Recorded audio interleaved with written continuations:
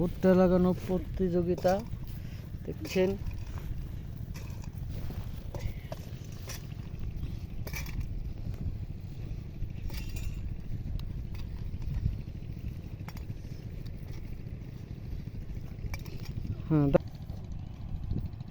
লাগা লাগা লাগা লাগা চালায় লাগা।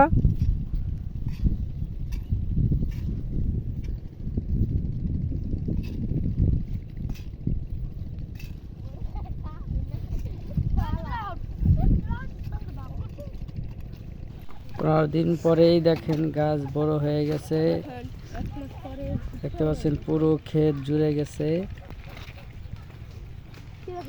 আরো 15 দিন পর, টোটাল 1 মাস পর দেখেন ভুট্টা কত বড় বড় হয়ে গেছে, ক্ষেত জুড়ে গেছে।